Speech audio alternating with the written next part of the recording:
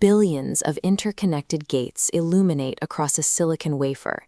As we flood these circuits with data, we are witnessing the assembly of a silicon-based civilization. The scale of this intelligence is rapidly moving beyond our biological limits. Biologists call this emergence. It occurs when a system scales past a certain threshold, like single cells multiplying to form a brain, and simple rules suddenly produce complex, unpredictable behaviors. In large language models, when compute and data hit a specific volume, abilities like logic and reasoning appear on their own. We can measure this output in tokens, the fragments of data processed by an AI. A human being produces roughly 200,000 tokens in a full workday. A leading AI model processes 1 million tokens in seconds.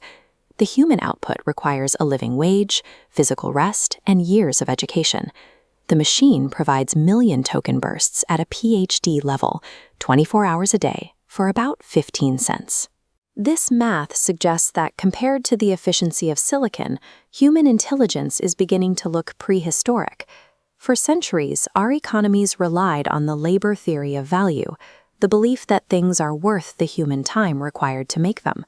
When high-level intelligence becomes a cheap, mass-produced commodity, that economic foundation disappears. This creates an immediate psychological crisis. Our current society is built on meritocracy. We derive our identity and status from how well we compete in a world of intellectual labor.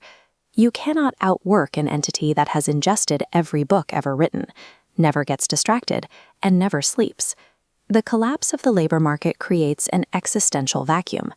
Because our value is no longer tied to cognitive labor, we must find a new way to define human worth. We protect ourselves with the idea that machines cannot replicate human empathy or the deep patience required for emotional connection. Yet, in many cases, AI is already filling that role. There are systems designed to write memoirs for the elderly that listen for hours, asking follow-up questions with perfect recall and infinite patience. Users often report feeling more understood by the software than by their own busy families. Emotional presence is a specific pattern of listening and validating.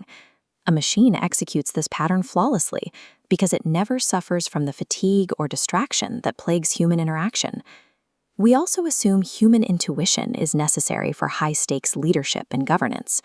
In reality, human governance is often skewed by bias and exhaustion.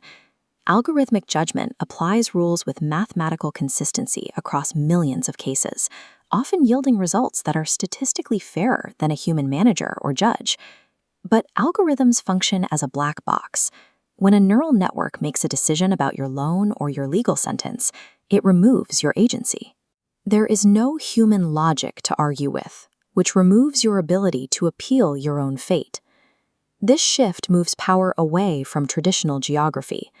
We are entering producegenic politics, where dominance is determined by who manages the server farms and data pipelines.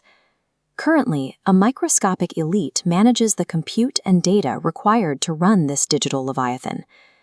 In the past, the wealthy needed the working class to produce goods and maintain the economy. If AI can extract resources and manufacture goods independently, the elite lose their economic incentive to maintain the rest of the population. Without the leverage provided by labor, most of society becomes vulnerable to extreme surveillance or being discarded by the economic system entirely. The superintelligent systems we are building learn their morality by analyzing our data.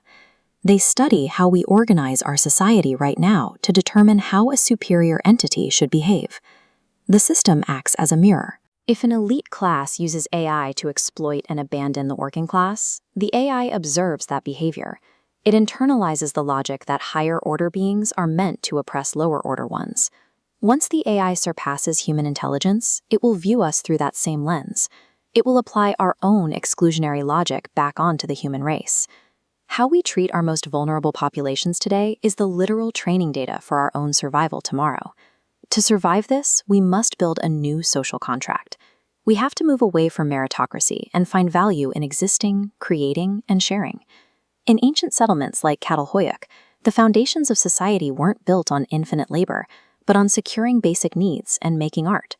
The first pillar of this contract is universal basic income and universal basic jobs. Empires have used canal revenues to subsidize public bread for centuries. Today, we must use the wealth generated by AI to guarantee the survival of every citizen. The second pillar is the legal preservation of non-algorithmic spaces. We must carve out areas of life where machines are banned, ensuring humans retain the right to be inefficient and the final veto power over any machine decision. The third pillar requires us to protect the weak through our political order. A civilization is defined by the restraint of the strong. By encoding these rights, we teach our silicon successors that power is used to protect rather than conquer. Our obsolescence in the labor market is not our end. Our advantage lies in forging a moral contract, one that proves to our own creation we